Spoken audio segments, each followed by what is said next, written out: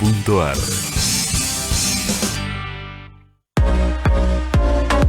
Vos también sos parte de Comunidad TT.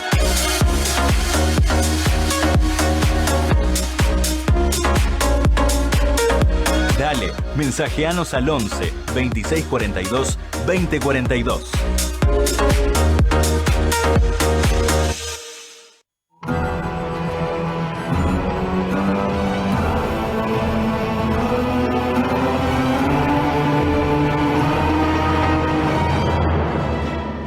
Aquí comienza GPS Audiovisual Radio.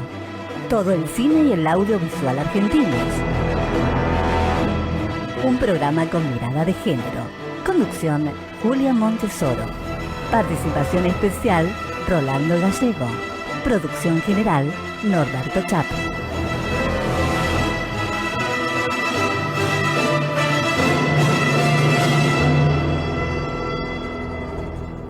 Buenas, aquí estamos en otra nueva emisión de GPS Audiovisual Radio, como todos los miércoles a las 19 en Radio Trend Topic. GPS Audiovisual Radio, un programa con mirada de género sobre el cine y toda la producción audiovisual argentina. Con la conducción de quien les habla, Julia Montesoro, la producción periodística de Norberto Chap, el diseño en redes y asistencia de Lucía Chap. Y bueno, hoy tenemos un programa muy especial, ya les contaré. Pero señora locutora, ¿cómo podemos escuchar o conectarnos con GPS Audiovisual Radio?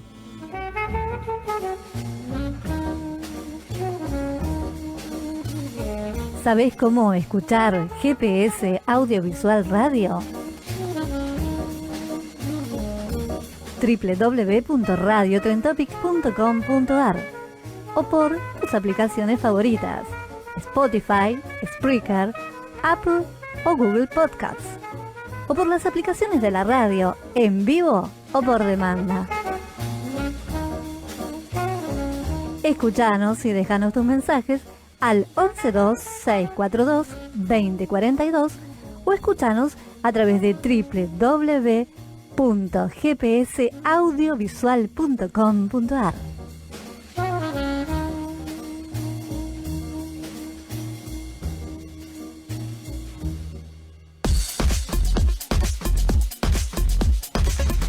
¿Qué programa tenemos hoy? Con unas visitas muy importantes y en un programa muy especial también, porque bueno, queremos compartir este programa de hoy con las mujeres. Son mujeres artistas, son mujeres emprendedoras, son realizadoras, son productoras de sus propios proyectos, llevan adelante con esfuerzo y con mucha creatividad lo que emprenden y trabajan dentro de la industria del cine y la audiovisual en Argentina. Y bueno, realmente hacen una tarea muy importante, son dos figuras muy destacadas. Me refiero a Lorena Muñoz, directora, y a Mora Recalde, actriz y también las veces de productora, ¿no? Consultora, sí. Consultora en producciones, en películas, ya hablaremos de eso, cuando le toca ese rol a Mora Recalde. Bueno, buenas tardes, muchas gracias por estar aquí. Gracias por la invitación.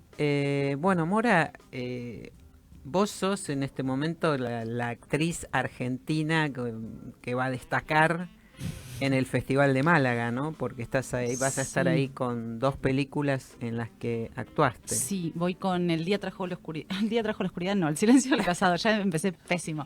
El silencio del cazador de Martín de Salvo y Crónica de una tormenta de Mariana Barassi. Ajá, es la ópera prima de Mariana. Es la ópera prima de Barassi, Mariana, sí. Hace unos programas ella estuvo aquí con nosotros, porque bueno, es argentina, reside en España.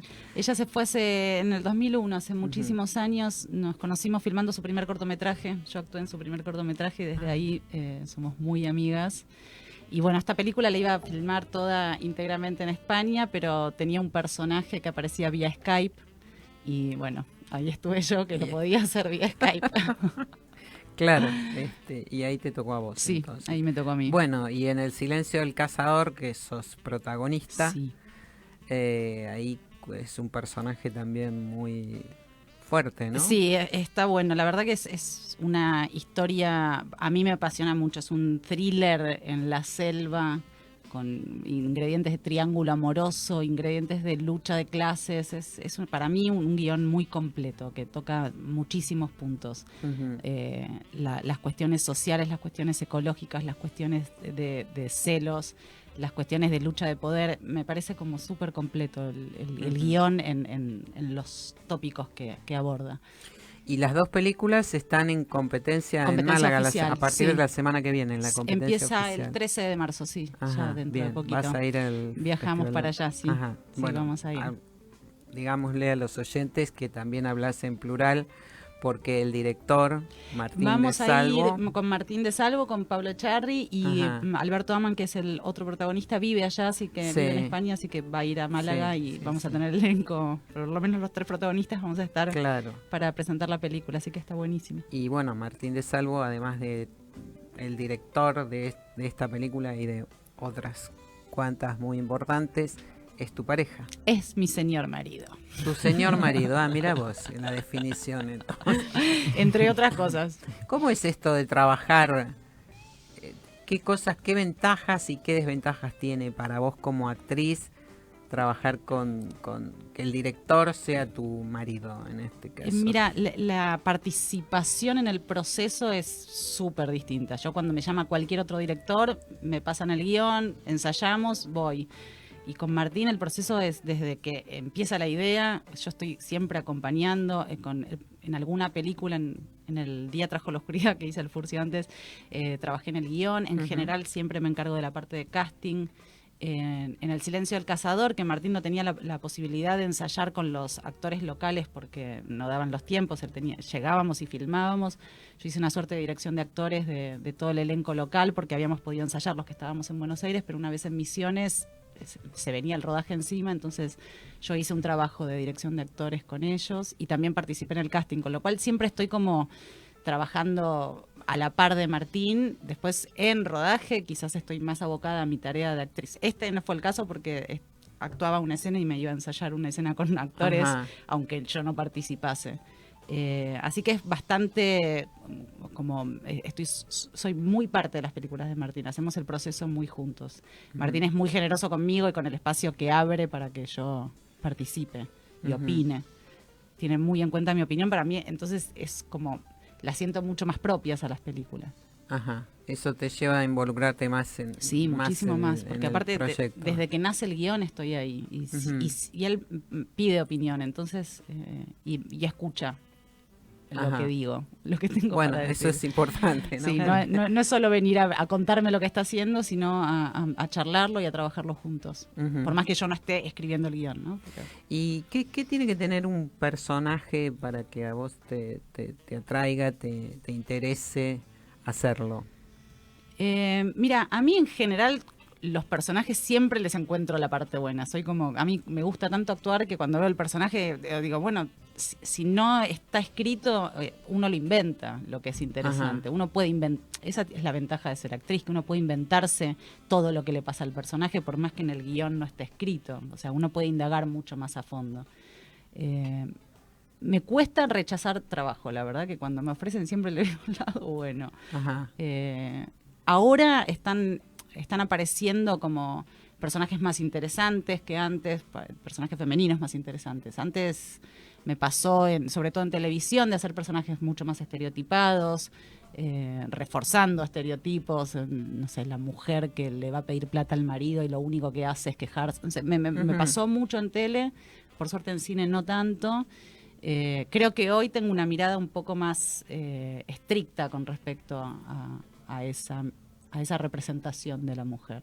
Ujú. Pero por suerte, desde que tengo la mirada más estricta, no me ha pasado de que tener que decir, che, esto no da. Ajá. Sí, qué sé yo, en El silencio del cazador había una escena de violación y sí opiné que no debería ser mostrada la violación, sino que con que todos entendamos que hay una violación alcanzaba y sobraba. Digamos, pienso que hay ciertas cosas que hay que cuidar y por suerte se me escucha cuando opino. Bueno, está muy bien eso, ¿no? Digo, también pensaba, bueno, en el caso vos trabajás muy par a par con Martín de Salvo, y él te consulta y también está abierto a tus sugerencias. Ahora, ¿siempre es así con los directores? Le pregunto a las dos. Lorena Muñoz, vos como directora, ¿te abrís a las sugerencias de los actores? Sí, a mí en general me gusta mucho trabajar con otros y con otras. Me gusta mucho. Como que me siento que me potencio y que el resto también.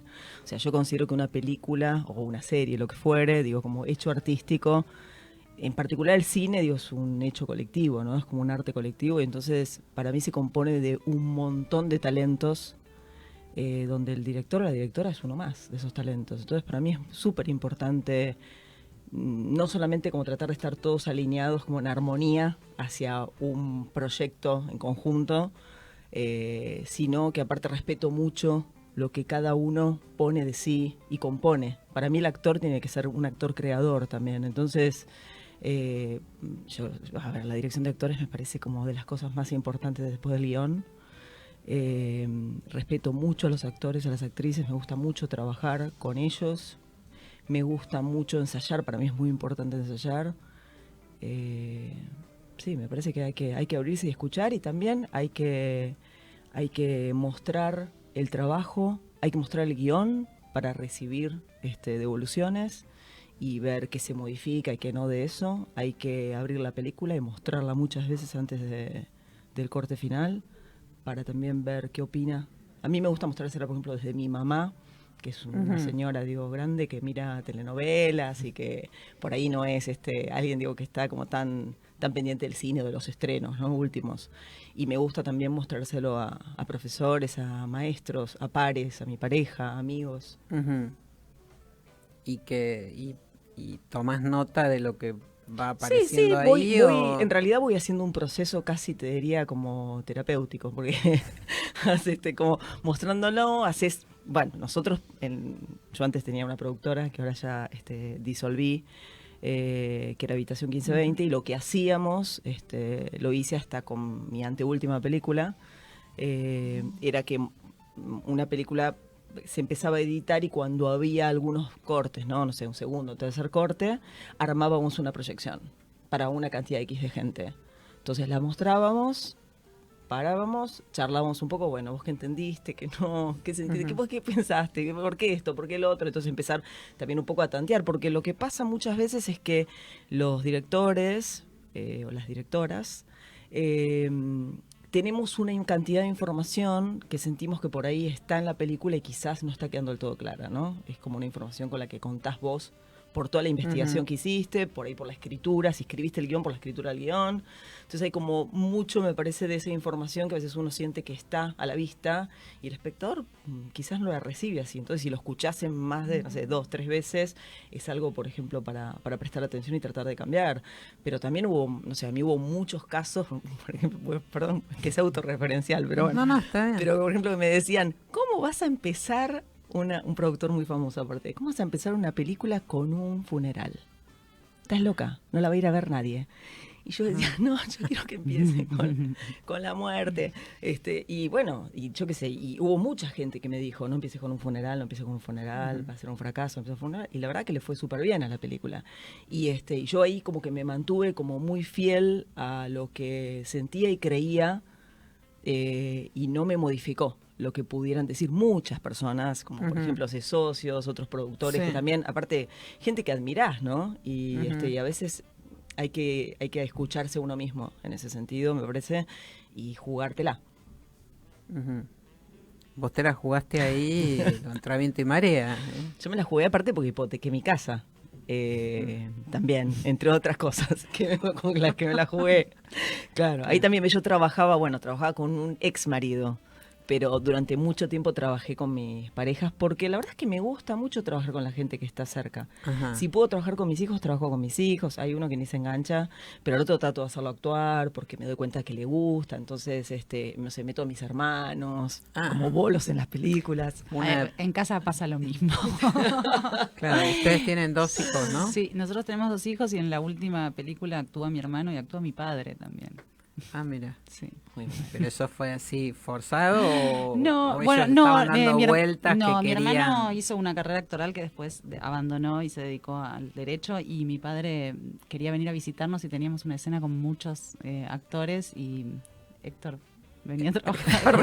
Ah, mira vos, o sea, aparece en El silencio del Sí, cazador. lo hice ensayar Héctor muchísimo, Recalde. lo exprimí, esa escena la pasamos, no sé, 15 veces porque era una escena coral, difícil, Sí. asamblearia, entonces yo quería que salga perfecta y lo escurrí al pobre.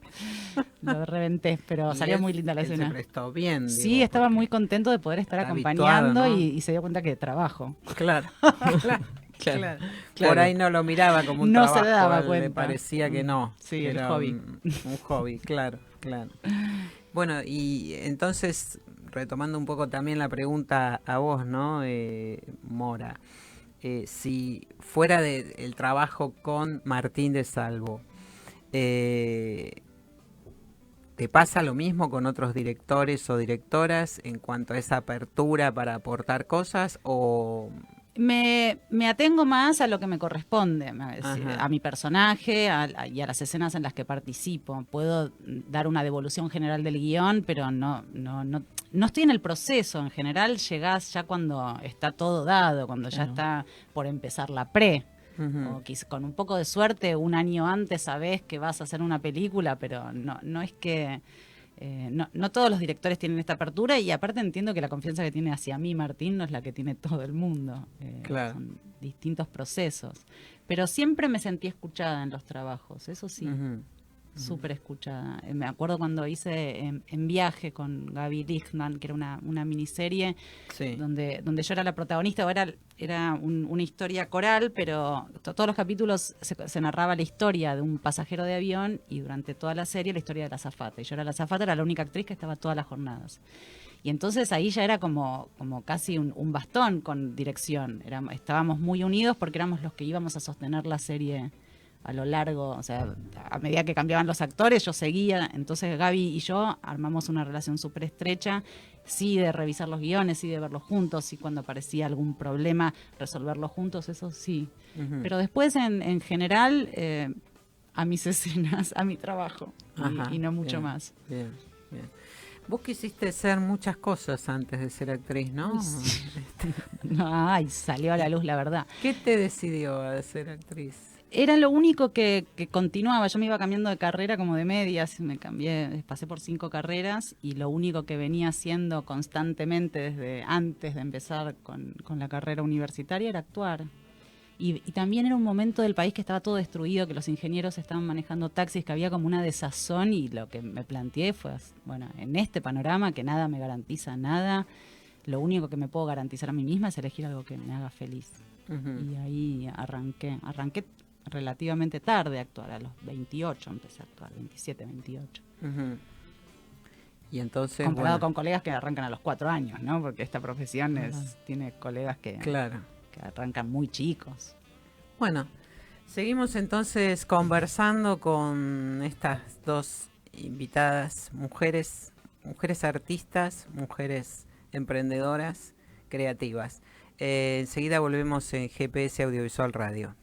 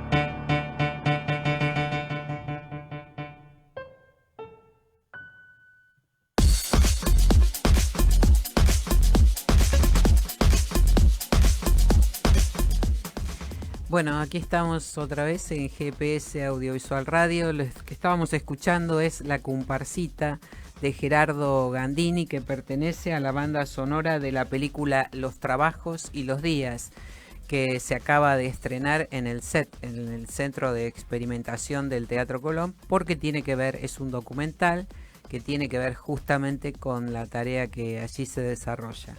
Bueno, estábamos aquí entonces conversando con Lorena Muñoz, con Mora Recalde, pero también quiero aprovechar para recordarles un ciclo muy importante que comienza en el marco del Día Internacional de la Mujer, el lunes 9, del lunes 9 al viernes 13 de marzo. Es una programación conformada por cortometrajes vinculados a las temáticas de género, mesas de debate con la presencia de importantes referentes, música en vivo, una exposición de afiches de películas que fueron dirigidas por directoras mujeres. Es el ciclo de La Mujer y el Cine, que organizado por el Ministerio de Cultura de la Ciudad de Buenos Aires a través de Buenos Aires Audiovisual, en articulación con la Asociación Cultural La Mujer y el Cine, ofrece esta muy interesante muestra de distintas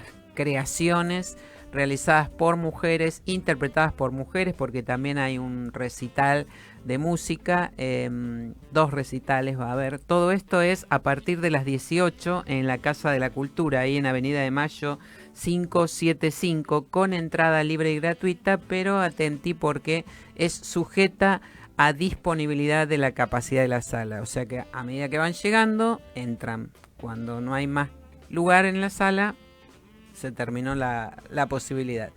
Esto es entonces desde el lunes 9 al viernes 13 de abril, el ciclo La Mujer y el Cine aquí en Buenos Aires.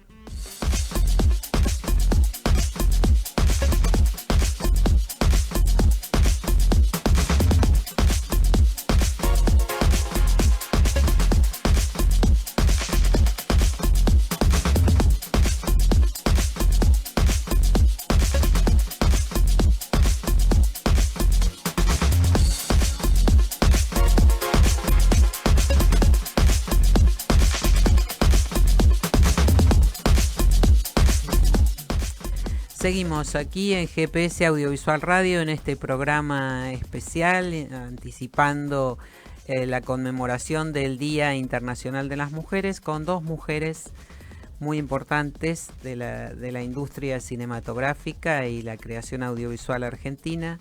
Se trata entonces de Mora Recalde, que tiene algo para comentarnos. Sí, les quería contar que en Fundación Sagay y Sagay armamos el Mes de la Mujer, un ciclo de cine hecho y protagonizado por mujeres, que van a ser los 4 viernes de marzo. Van a estar la película de Azul Lombardía, Doberman, la de Constanza Novik, El futuro que viene, de Ana Katz, Mi amiga del parque, y de Anaí Berneri, Alanis. También va a haber una jornada de cortometrajes dirigidos y protagonizados por mujeres.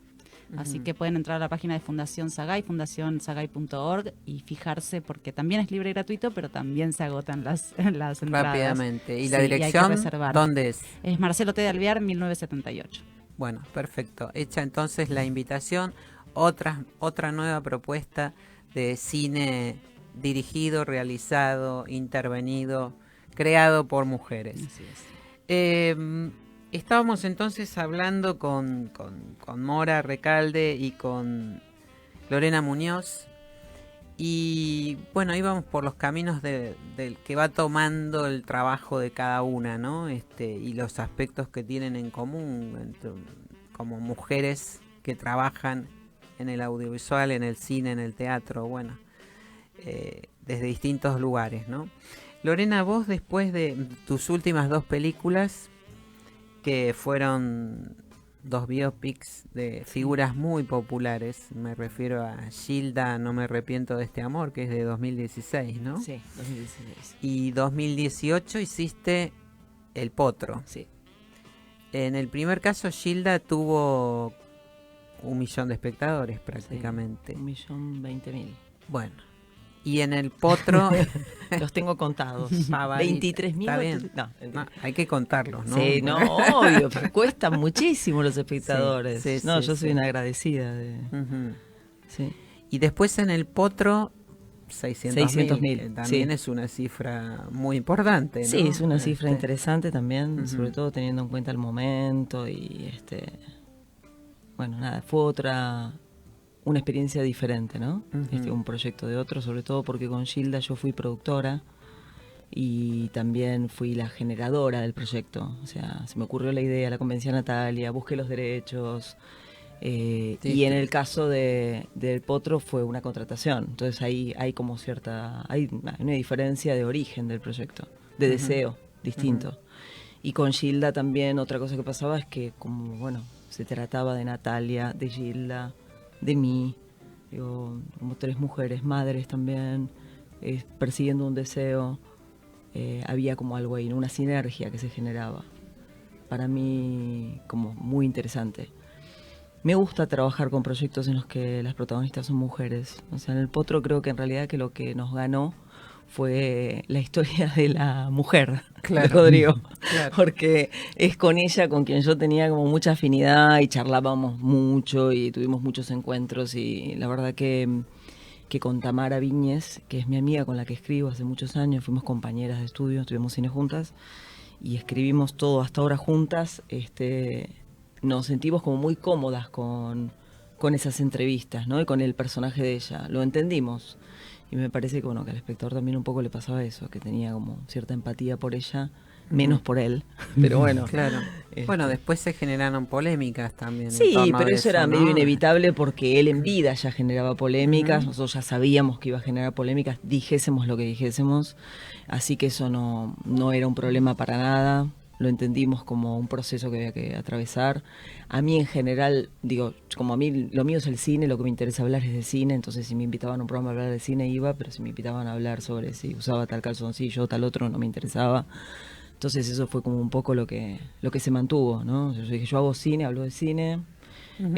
Si vamos a hablar, digo eso, en términos narrativos y cinematográficos, de lenguaje audiovisual, bienvenido sea y discutir lo que fuere, ¿no? Pero ahí había como una interna sobre si tal parte de la familia, tal otra, en la que no podíamos entrar porque Nosotros teníamos primero que los derechos fueron adquiridos antes de que yo entrara al proyecto, con lo cual yo al ser guionista y directora, pero no productora, no formé parte de esa negociación.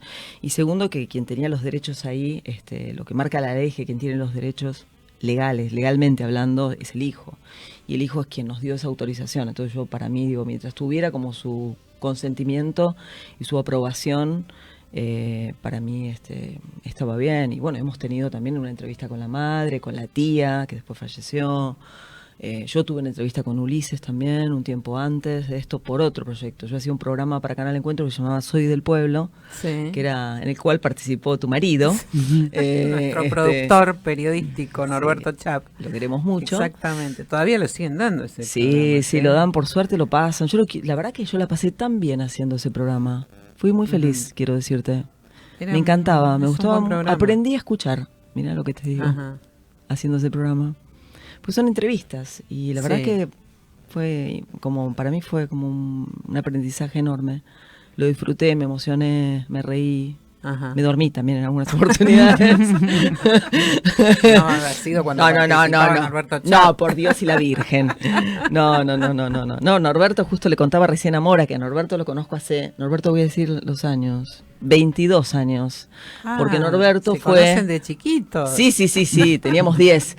No, porque Norberto fue quien nos acercó a Sergio Wolf y a mí para Exactamente. nuestra primera película, que fue Yo no sé qué me han hecho tus ojos. Una foto de Ada, que es la única que yo tengo, que conservo y que le agradezco siempre muchísimo y se lo recuerdo. Y también las cartas que él tenía con Ada Falcón. De Ada Falcón, sí. Así que nos conocemos de esa época. Exactamente, sí, fue un material que les dio en su momento a Sergio Wolf, sobre todo. Sí. Pero sí, bueno, ustedes también fueron muy generosos al agradecerlo en los créditos de la película, ¿no? Pero es lo mínimo, es lo que correspondía. Sí, pero bueno, no siempre sucede, te puedo asegurar. Bueno, entonces me decías que conociste ahí a Ulises. Ahí conocí a Ulises y tuve una entrevista con él súper... A mí la verdad que me encanta Ulises, aparte.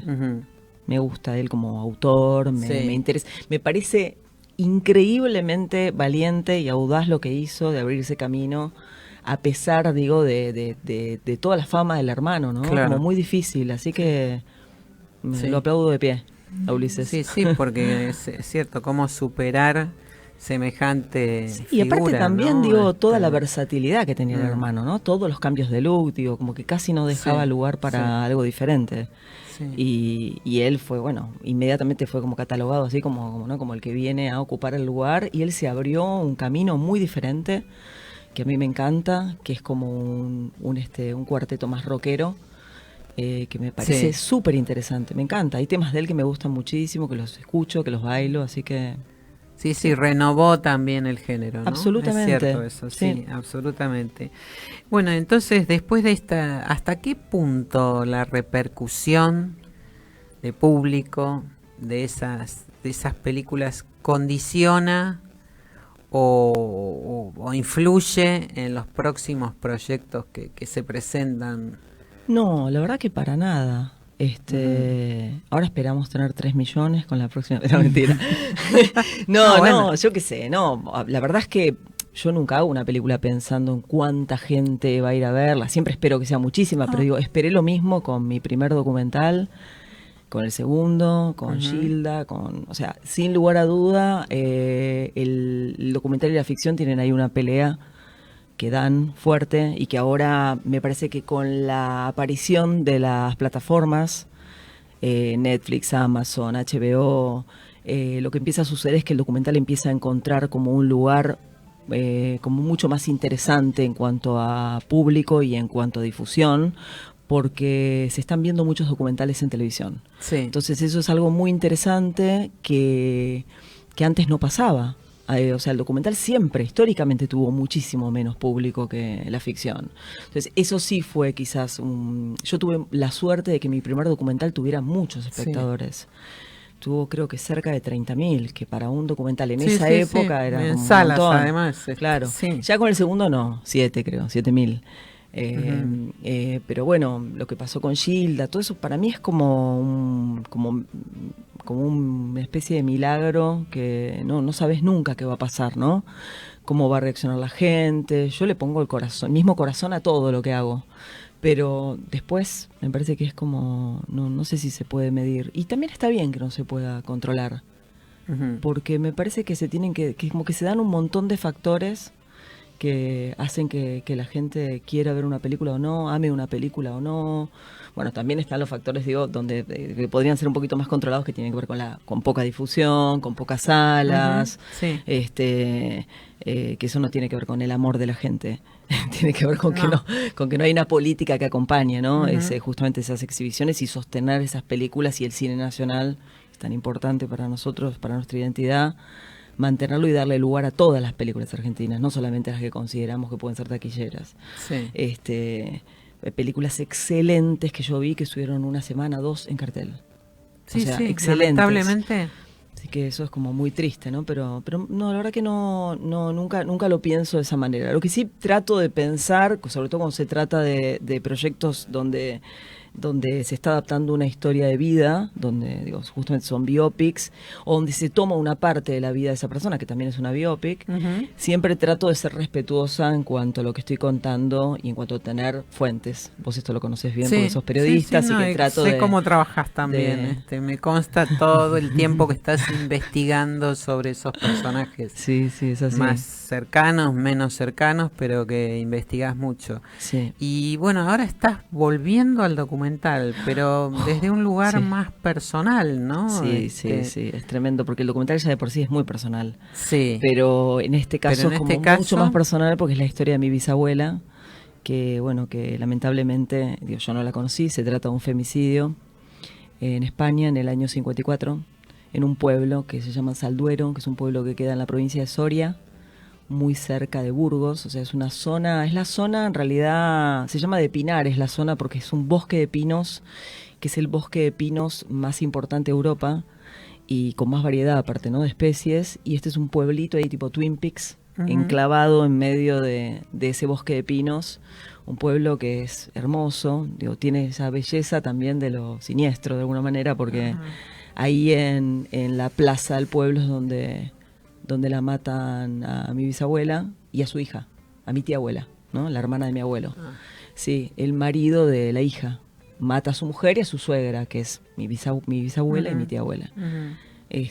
Así que es una historia que a mí me acompaña desde que nací, porque mi abuela me la contaba, o sea, viene como por tradición oral. Sí. Me la contaban siempre las mujeres, mirá qué interesante. Claro. Me la contaba mi abuela, me la contaba mi mamá, un poco también mi hermana, porque es más grande que yo y por ahí tenía más información, o a medida que va creciendo va enterándose de más datos, y entonces vas tratando como la memoria, ¿no? Vas tratando de constatar si lo que recordás es real o no. Claro, qué parte es. Claro, y hace 20 años pude viajar a ese lugar por primera vez, a ese pueblo, con mi mamá, en compañía de mi mamá, y fue, una experiencia como muy intensa, porque al mismo tiempo también hay una fuerza, hay algo que me lleva a querer estar en ese lugar. Es un poco inexplicable, ¿no? Pero a buscar esos orígenes. ¿Qué pasó como que ahí? También me gusta ese pueblo, me siento bien en ese pueblo. O sea, a pesar de esa historia, que en algún momento aparte como canchereé, diciendo, no, esto igual, pasó hace tanto tiempo, yo no las conocí, me es un poco extraño, tengo cierta distancia, y a medida que me voy metiendo cada vez más en la investigación, en el proyecto, me voy desmoronando un poco en ese sentido, ¿no? Me emociono muchísimo, me voy enterando de pequeños detalles que para mí son esto que te contaba antes, ¿no? Como este ejercicio de la memoria de reconstruir algo que vos creías de una manera y enterarte de un pequeño detalle, y que eso ¿no? Como tener que respirar para seguir. ¿Ya en ese primer viaje a ese pueblo te surgió la idea de hacer el documental, o esto es más reciente? No, porque yo en ese momento no estudiaba de todo cine. Lo que está pasando con la violencia de género, con las mujeres en este momento, No, yo en ese momento no estudiaba cine, o sea que no tenía tampoco, si bien siempre me entusiasmó mucho desde chica saber el origen, como el origen de mi familia, las tradiciones, esto de la tradición oral. Me gusta mucho hablar con gente mayor, que me cuenten sus historias, una historia pasada, un país un poco lejano. Y entonces siempre me entusiasmó como esa parte de la historia, pero no estudiaba cine, entonces saqué unas fotos que hoy me son súper valiosas porque hay gente aparte que ya murió, que yo fotografié en ese momento, una especie de tía abuela lejana, su hija, bueno, algunos vecinos que son todos parientes en ese lugar, porque es un pueblo chico, son todos parientes, pero en ese momento no tuve hice lo que pude, ¿no? También, unas veces mira atrás y digo, con el diario del lunes es más fácil, pero después de eso hice varios viajes donde cada vez que iba a Francia o a Italia o a España, pasaba por el pueblo. O sea, tenía casi, te diría, como una especie de me sentía casi como obligada a pasar, ¿no? Pero lo disfrutaba también. Y entonces no sabía cómo, no me imaginaba que podía contar una historia, que había una historia ahí para contar. No me quería colocar yo como protagonista, porque es algo que nunca hice con mis películas, con los documentales tampoco. Entonces no sabía cómo desde qué lugar, y bueno, y tuve una pelea bastante fuerte conmigo. En terapia también lo hemos hablado, y unas cuantas veces, claro. Y en estos 15 años más o menos, una cosa así, o los últimos 10, fui elaborando de qué manera también convertirlo en un proyecto cinematográfico, ¿no? Porque no es solamente la historia, sino que esa historia fuese interesante para el espectador, porque si no, bueno, quería andar y hablarlo en terapia. Claro, pero como que esa historia dejara de ser tan subjetiva para convertirse en algo más objetivo. Y me empecé a dar cuenta que interesaba un montón cuando contaba como la sinopsis, ¿no? De la historia. Y me preguntaban y la gente se asombraba. Y yo, claro, para mí, como yo nací con esa historia, era normal en algún punto. Claro. Y me empecé a dar cuenta que no era normal.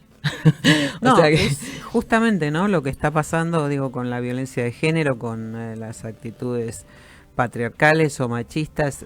Llegamos a un momento de la sociedad donde muchas mujeres nos damos cuenta que no es natural eso. No, totalmente. Bueno, el maltrato, ¿no? Los pequeños maltratos. Sí, los pequeños las discriminaciones, maltrato. las intenciones violentas implícitas o explícitas.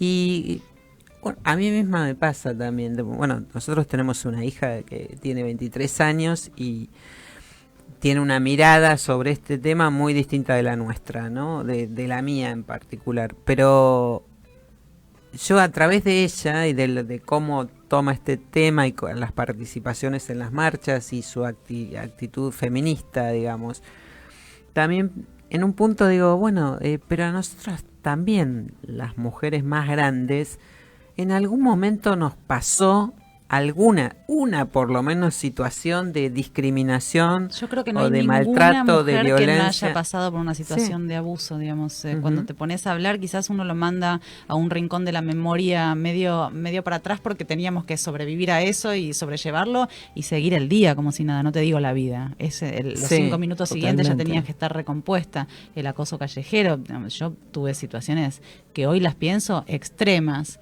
Creo que todas pasamos por ese lugar, pero lo naturalizábamos, lo escondíamos, ya ni siquiera se lo contábamos a las amigas, no es que no lo denunciábamos. Había situaciones que uno asumía naturales, sobre todo en la calle, ¿no? Totalmente. ¿no? Sí, en la calle y en el trabajo, mucho Sí, también, ¿no? También. A mí me acuerdo que yo empecé a dirigir, bueno, ya de eso que contaba hace bastante tiempo, como hace unos 18 años, 20 años, y me acuerdo que la gente en todo este tiempo, cuando por ahí alguien te pregunta, una amiga o por ahí un periodista también que te hace una nota y te pregunta si alguna vez sufriste algún tipo de discriminación por ser mujer en cuanto al trabajo, yo durante mucho tiempo decía que no. Sí, y con el acoso pasa lo mismo. Y la verdad dice que no, me asombró un montón darme cuenta de que había un montón de situaciones o que habían cobras sido menos que tus compañeros totalmente, varones, o que el otro se pone delante tuyo en los créditos, o que un montón de periodistas hablan de la película de tal porque es hombre y vos no estás directamente en esa mención. En notas escritas te estoy hablando, en diarios importantes, no solamente digo un comentario de uno a otro, ¿no? Me consta que así es que la verdad que cuando me empecé a dar cuenta dije, no, pero todo esto es súper agresivo. O sea, claro que sigue discriminación. Y cada vez me empecé a dar cuenta de más situaciones, que claro que es verdad lo que dice Mora, que las vas como guardando en algún lugar o tapando porque necesitas ser fuerte, ¿no? Porque aparte es doloroso cuando te descubrís víctima, digamos, no es cómodo ese lugar, no es cómodo decir, no, claro, digamos, porque uno se sobrepone, pero pero ¿por qué me tengo que por qué tengo que atravesarlo siquiera? Bueno, sobreponerse es una condición natural, pero el acoso sexual. Bueno, nosotros en Sagay hicimos como, lo pusimos en números lo que pasa con las actrices y los actores en los ámbitos laborales. Hay 66% de actrices que dicen que fueron acosadas sexualmente en el ámbito laboral, de las cuales el 8% eran menores de edad cuando les pasó esto. El maltrato laboral está en el orden del 80%. ¿Cuántas que no lo contarán también? Sí. Porque les da vergüenza. No se dan cuenta al momento de la pregunta que lo que les pasa. No, también. No, bueno, también yo hice algo para que me pasara eso. Y entender que eso te pasó es un acoso sexual, quizás, no, bueno, me quería levantar. No, si te estaba tocando el cuerpo. No, no por es ahí un fui levante, muy simpática. es una- No hay manera. O sea, no, nada justifica. Eso el abuso. de la pollerita corta, nosotras también lo creíamos en un momento. Me parece que la gran totalmente. revolución es darse cuenta que eso no puedes, no es así, digamos. Nosotras tuvimos que dar vuelta a ese discurso para que el otro pueda darlo vuelta. Total. Sí. Sí. Ahora, esas situaciones, vos mencionabas este informe de Sagay que sí, efectivamente es muy completo y muy revelador, y del cual se habla muy poco, por Sí. otra parte, ¿no? De esa realidad dentro del ámbito laboral de las actrices, actores. Nosotros tratamos de empujarlo, pero bueno, es dura también la data que salió de ahí. Ujú. Porque todos nos tenemos que hacer cargo, todes, Ajá. de lo que sucede. Tenemos que garantizar, porque también el maltrato laboral no es exclusivo de los varones, ¿no? Claro. Sin embargo, Sí. o sea, sí aparecen en mayor número, porque nosotros preguntamos de quién habían recibido los malos tratos, sí aparecen los varones primero, pero nosotras también tenemos que hacer el cambio cultural, tiene que empezar por nosotras. Ujú. Bueno, ¿y estamos en eso? Yo creo que sí, Ujú. yo creo que un montón estamos en eso. Nosotros Lore participó desde Sagay a partir de esa encuesta y de esos datos, armamos mesas de trabajo y elaboramos una guía de recomendaciones para la erradicación de la violencia, donde nos juntamos con todos los sectores del audiovisual, directores, productores, guionistas, técnicos, bueno, hicimos a todos los sindicatos, las cámaras, todos nos juntamos para hablar de esto. Y primero poner en palabras lo que estaba pasando, sentarnos a discutir, ver qué se puede modificar, qué es lo más viable desde dónde podemos arrancar, y después firmamos todos un compromiso con 10 puntos, digamos. Es poco, yo creo que tiene que haber un peso de ley que nosotros no podemos imponer porque somos una sociedad de gestión, pero fue muy interesante, hicimos como 8 mesas de trabajo y eran talleres, eran 3 horas discutiendo las experiencias en set y ver cómo se pueden corregir.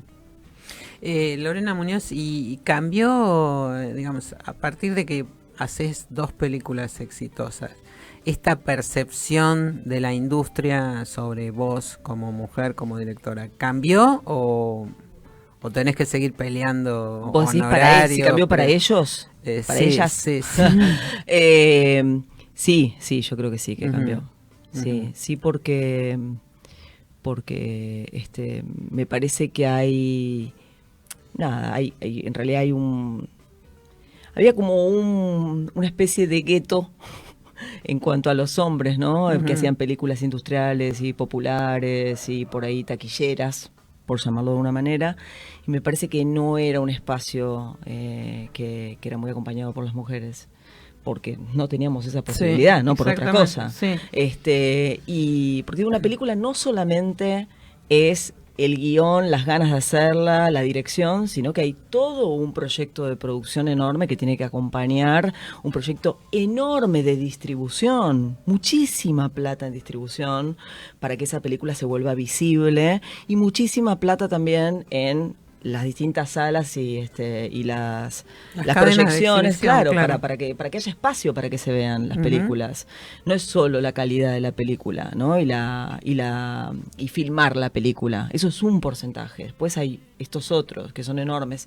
Entonces, si todo eso no es acompañado por una gran producción que confía en un director, una directora, bueno, no sucede. Entonces, a mí sí, a partir de eso, en realidad lo que está pasando ahora, te había dicho que no te podía contar como 2 proyectos nuevos que me tienen súper entusiasmada porque por cábala estoy esperando a que se cierren, a que se concreten, ¿no? Pero sí, lo que está pasando es que empiezan a instalarse algunas plataformas en Argentina, y hay como una demanda muy grande de series, ¿no? O sea, creo que como el nuevo boom ese es el de las series, y series cortas también, series de 4 capítulos, series de media hora, empieza a pasar un poco eso. Entonces, nada, bueno, sí, me convocan para ese tipo de proyectos, y sí, es un proyecto que me entusiasma también ideológicamente, digo que no estoy traicionando, ¿no? Lo que creo, mi mirada al mundo, me gusta. Así que bueno, eso, estoy como esperando a ver si eso se concreta. Y ahí hay otras posibilidades de todo esto que mencionabas, ¿no? En cuanto a los presupuestos. Sí, enormes. Ahí todavía no está puesta la vara discriminatoria de directoras o directores, o no se nota tanto. Yo creo que esa vara está un poco puesta por idiosincrasia. O sea, digo que es algo como que nos acompaña, pues cultural. No es que tiene que ver con si es series o cine. Lo que tiene que ver con un hombre al mando o una mujer al mando. Sería para mí, esto tiene que ver, obviamente es un punto de vista muy subjetivo, yo creo que es así, pero bueno, pero ahora me parece que eso está cambiando igual.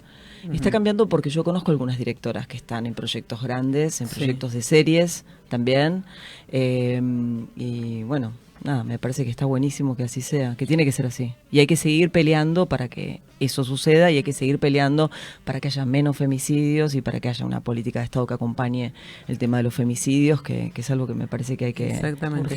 Que urgente, porque hoy me enteré, por ejemplo, que en 3 días hubo 6 casos y 2 desaparecidas. Sí. Ahora hay una marcha en La Plata. Y muy... Es terrible. Además... Ya no estamos hablando de un caso cada 23 horas, ¿no? Creo que ya es menos. Sí. Bueno, esto es mucho menos, sí. Por eso, sin duda. No, es terrible. Y aparte con un nivel de violencia que las sensaciones que además, aumenta. Sí, se ponen creativos, se ensañan más. Muy terrible, muy terrible. Bueno, yo les agradezco todo esto que estamos compartiendo, pero bueno, en un minuto continuamos con GPS Audiovisual Radio.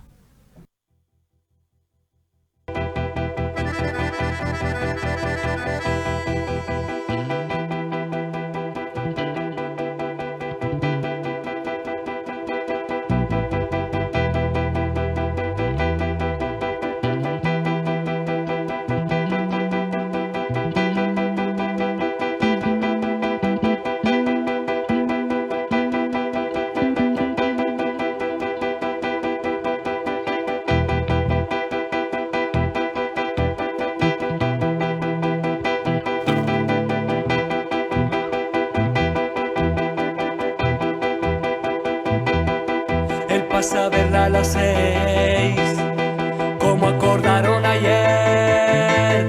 Se desespera porque el miedo ronda otra vez. ¡Se va!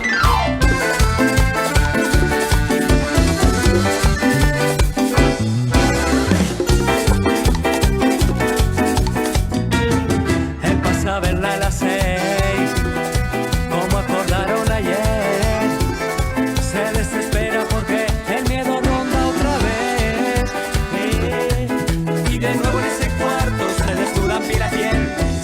Se entregan a las ganas y al placer, amañan al destino y unos sustos caminos, y después de lo prohibido cada uno a su hogar.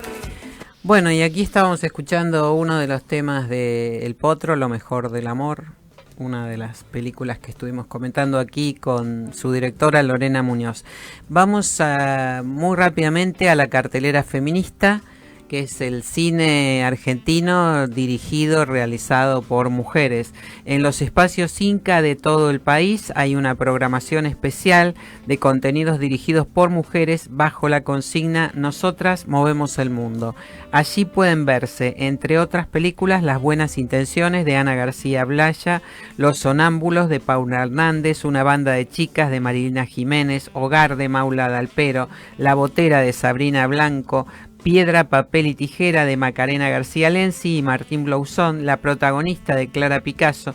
En fin, toda una serie de películas muy interesantes que pueden verse en los espacios Inca de todo el país con motivo de del Día Internacional de la Mujer. O sea, esta programación se va a mantener durante toda la semana. En estrenos también tenemos Niña Mamá, un documental de Andrea Testa sobre los embarazos no deseados, que a partir de mañana va a estar en las salas de Argentina. Y bueno, hay el domingo 8 de marzo, en el Día Internacional de la Mujer, una función especial de El pañuelo de Clarita, que es una película de una de las pioneras directoras del cine argentino.